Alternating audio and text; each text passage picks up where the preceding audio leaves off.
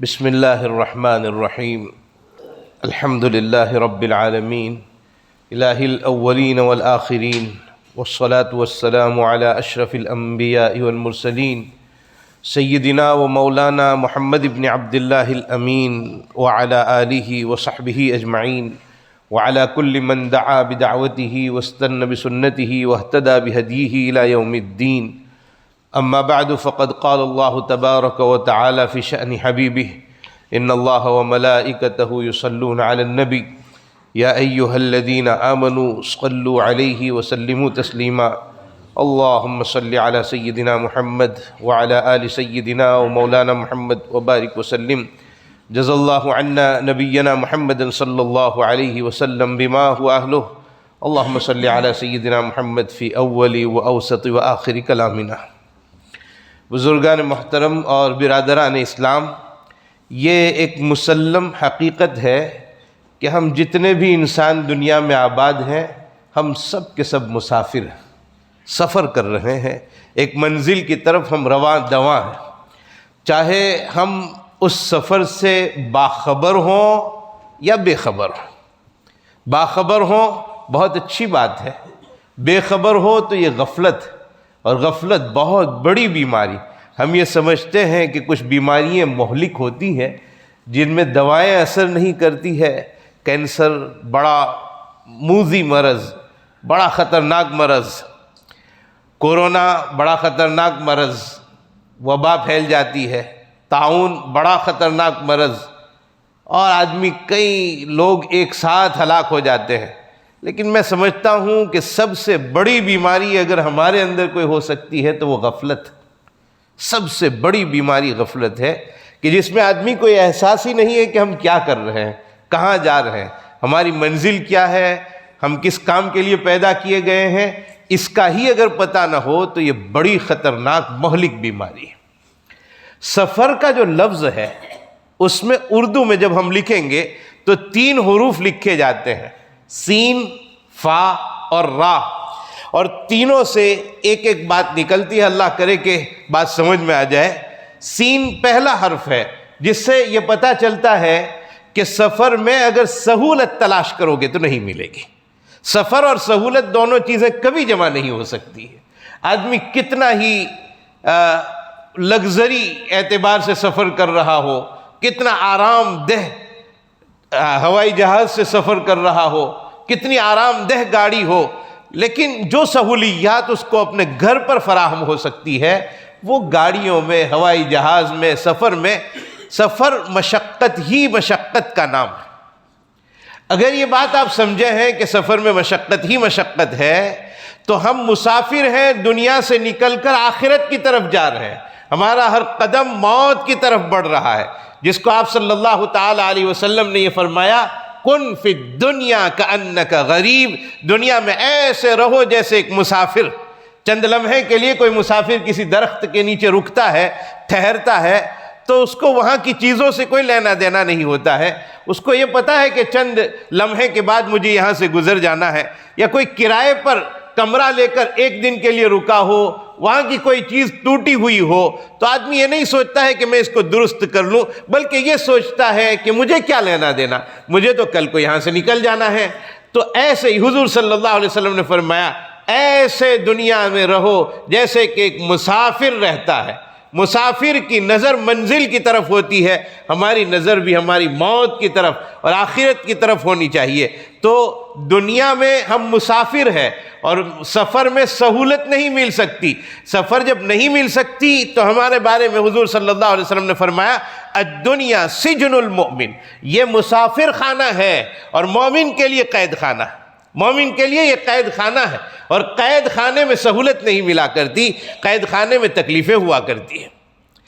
اور سوال ہوتا ہے اس کے اوپر کہ مسلمان کے لیے یہ دنیا قید خانہ ہے اور کافر کے لیے اس کو جنت قرار دیا گیا، جبکہ کئی مسلمان بہت مالدار ہیں، بڑے آسائش میں رہتے ہیں اور انہیں کوئی تکلیف نہیں بظاہر نظر آ رہی ہے، اور اس کے بالمقابل کئی کافر ایسے ہیں جو بہت جھونپڑوں میں پڑے رہتے ہیں، کھانے کے ان کو لالے پڑتے ہیں.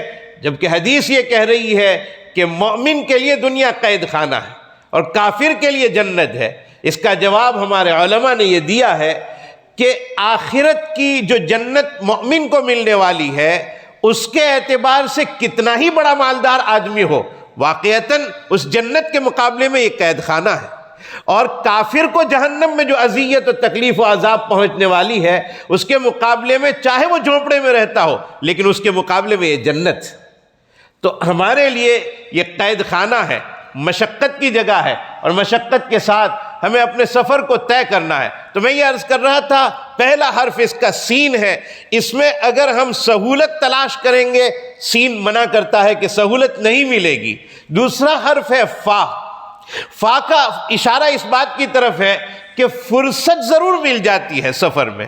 آدمی اپنی گاڑی میں بیٹھا ہے، کام کوئی نہیں ہے، فرصت میں ہے، لیکن بڑے بڑے بزنس مین جب سفر کرتے ہیں تو گاڑیوں میں وہ حساب کتاب میں لگے رہتے ہیں کہ ہمیں اپنی منزل پر پہنچ کر فلاں جگہ میٹنگ کرنا ہے، فلاں سے بات چیت کرنا ہے، تاکہ سفر کے دوران ہمارا کام طے ہو جائے۔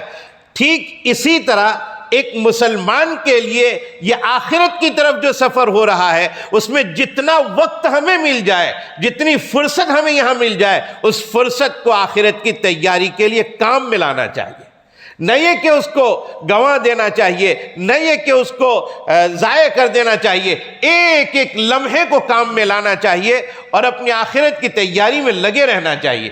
ہمارا وقت کہیں ضائع نہ ہو جائے، کہیں ہم غافل نہ ہو جائیں اور غفلت کے ساتھ ہماری زندگی نہ نکل جائے، اس لیے ہمیں اپنے وقت کو کام میں لانا چاہیے۔ دو نعمتیں ایسی ہیں جس کے بارے میں لوگ بہت دھوکے میں پڑے ہوئے ہیں، ایک فراغت اور ایک صحت۔ اگر ہمارے پاس تندرستی ہے اور ہمارے پاس فراغت ہے تو تندرستی اور فراغت کو کام میں لا کر ہمیں بہت آگے بڑھنے کی کوشش کرنی چاہیے، فارغ نہیں بیٹھے رہنا چاہیے۔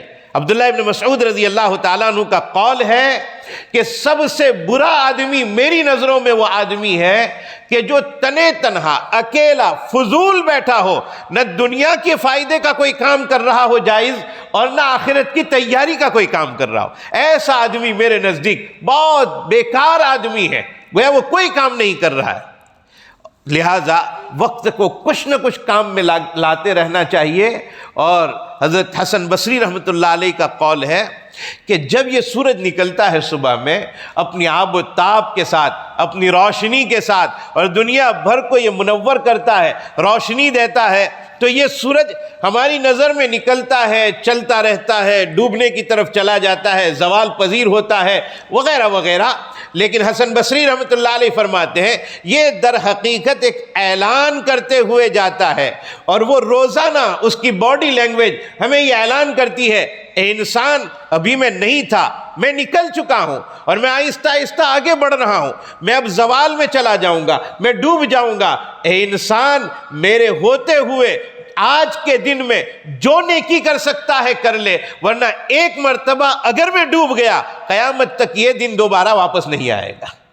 یہ وقت بڑی تیزی کے ساتھ گزر رہا ہے، بڑی، اور عجیب بات یہ ہے ہر کسی کی زبان پر یہ بات ہے کہ بہت تیزی سے زمانہ گزر رہا ہے، رمضان بہت تیزی سے نکل گیا، پچھلا رمضان گیا تھا اور فوراً ایسا لگتا ہے کہ یہ رمضان آ گیا، ہر ایک کی زبان پر ہے، لیکن اس کا مداوع کیا ہے، اس کا علاج کیا ہے، اور اس وقت کو کیسے کام میں لایا جائے اس کا دھیان کسی کو نہیں ہو رہا ہے۔ اس لیے میرے بھائیوں ہمارا ایک پروگرام ہونا چاہیے، ایک نظام الاوقات ہونا چاہیے، ہمیں کون سے وقت میں کیا کام کرنا ہے، کون سے وقت میں ہمیں تلاوت کرنا ہے، کون سے وقت میں ہمیں تسبیح پڑھنا ہے۔ ہمارے اکابرین نے اپنے اوقات کو بہت کام میں لیا۔ مولانا احتشام الحق کاندھلوی نور اللہ مرقدہ کے حالات میں لکھا ہے کہ بمبئی سے ایک آدمی جو وکیل تھا وہ ملنے کے لیے آیا مولانا احتشام الحق کاندھلوی رحمۃ اللہ علیہ کو، کاندھلا میں رہتے تھے، ملاقات ہو گئی اور واپس جانے لگا وہ آدمی، وہ وکیل۔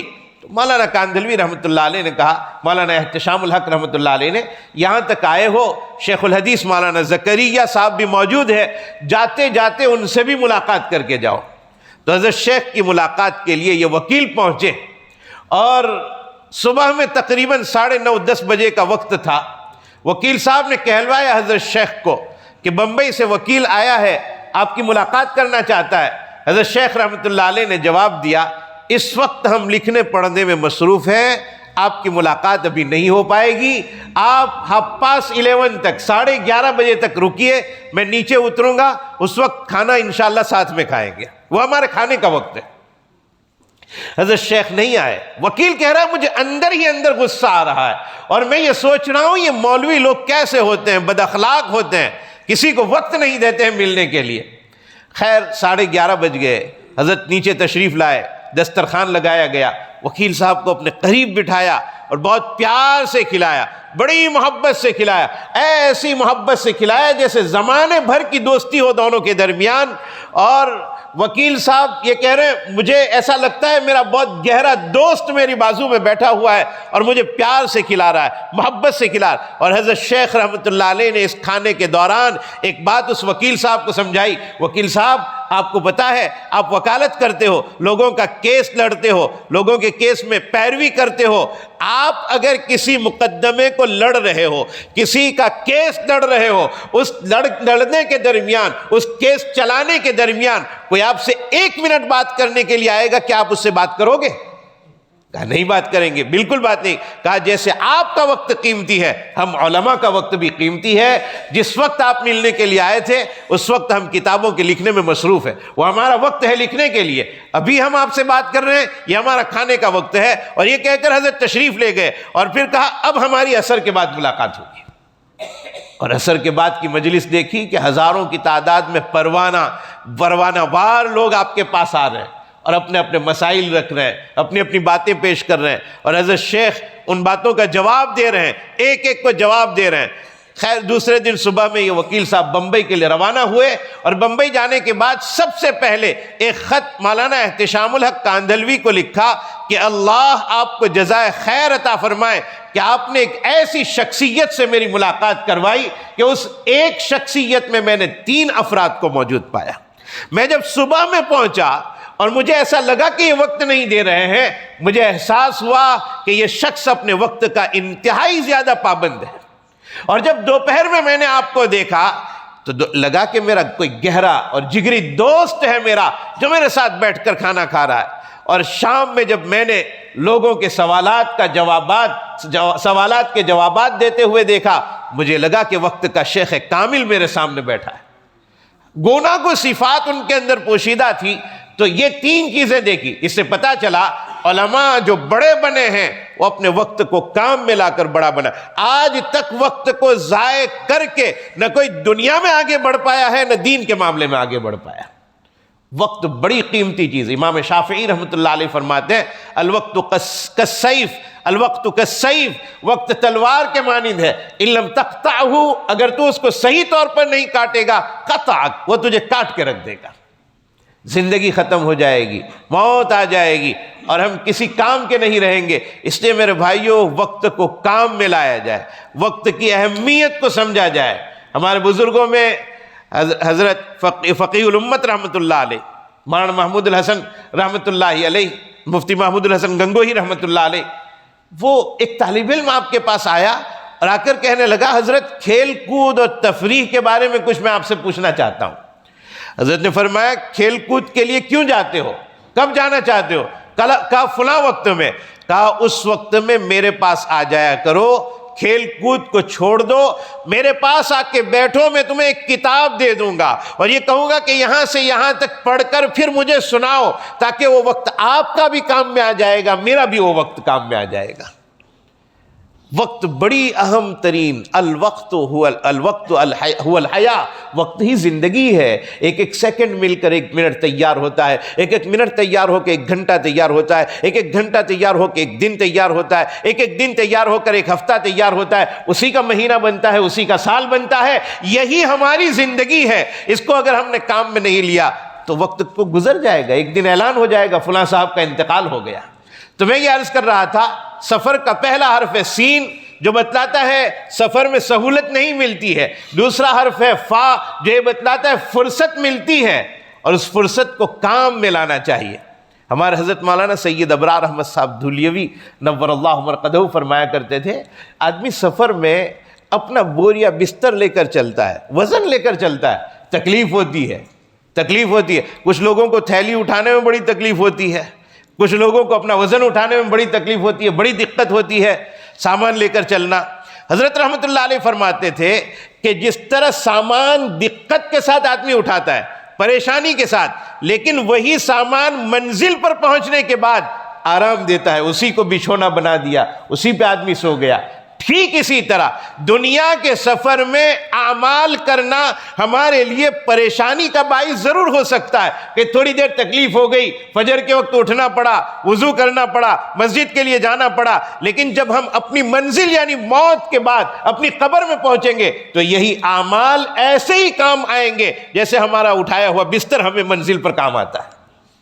اس لیے میرے بھائیوں، یہ اعمال کرنے کی زندگی ہے، اللہ کو راضی کرنے کی زندگی۔ تو میں یہ عرض کرتا تھا، سین بتلاتا ہے سہولت سفر میں نہیں مل سکتی ہے، فا بتلاتا ہے فرصت ملتی ہے، اس کو کام میں لینا چاہیے، اور آخری حرف را ہے جو بتلاتا ہے آدمی جب سفر کے لیے نکلتا ہے اپنے عزیزوں کو رخصت کر کے نکلتا ہے، اپنے قریبوں کو رخصت کر کے نکلتا ہے، اپنے دوستوں کو الوداع کہہ کر نکلتا ہے۔ ٹھیک اسی طرح موت آ جائے گی، بڑے عزیز سے عزیز کو آدمی رخصت کر کے چلا جاتا ہے، آخری وقت آ جاتا ہے۔ میرے بھائیوں، وہ آخری وقت ہمارا کام کا بنے، آخری وقت ہمارا کلمے والا بنے، اس کے لیے ہمیں زندگی بھر عمل کرنا پڑے گا، زندگی اعمال کے ساتھ گزارنی پڑے گی، اور وہی العبرۃ بالخواتیم، آخری وقت کا اعتبار کیا جاتا ہے۔ آخری وقت میں اگر کلمہ طیبہ آ گیا، خاتمہ بالخیر اگر نصیب ہو گیا تو ہم کامیاب ہیں۔ مصر کی جامع مسجد میں ایک شخص مؤذن تھا اور منارے پر چڑھ رہا تھا اذان پڑھنے کے لیے۔ اس زمانے میں مائک کا نظام نہیں تھا، منارے پر چڑھ کر وہ اذان پڑھنے کے لیے جا رہا تھا، اور کئی سالوں سے وہ اذان کا کام انجام دے رہا تھا۔ اچانک اس کی نظر باہر پڑی، مسجد کے باہر ایک گھر کے اندر نئے لوگ رہنے کے لیے آئے تھے، اس میں ایک نوجوان لڑکی تھی، اس کے اوپر نظر پڑی، بدنگاہی ہو گئی، اور وہ لڑکی اسے اچھی لگنے لگی، بھانے لگی۔ اب وہ اوپر نہیں جا رہا ہے وہ مؤذن، بلکہ نیچے اتر رہا ہے، اس لڑکی تک پہنچنے کے لیے راستہ بنا رہا ہے۔ اس گھر کا جو بڑا آدمی تھا اس سے ملتا ہے اور جا کر کہتا ہے، آپ لوگ نئے نئے آئے ہو، کوئی کام ہو تو مجھے بتلانا، میں آپ کا کام حل کر دوں گا، میں آپ کا مسئلہ حل کر دوں گا۔ تو وہ صاحب سمجھے کہ یہ کوئی بیچارہ میرا خیر خواہ ہے، کہا چلو آؤ گھر میں آؤ، بیٹھتے ہیں۔ اب تو آدمی سوچنے لگا کہ اس کے گھر میں جانے کا مجھے موقع مل گیا، اب تو ملاقات ہو جائے گی، اس لڑکی کا دیدار ہو جائے گا۔ اللہ کا کرنا ایسا ہوا کہ گھر میں جاتے ہوئے کسی جگہ پیر پھسل گیا اور وہیں اس کا انتقال ہو گیا۔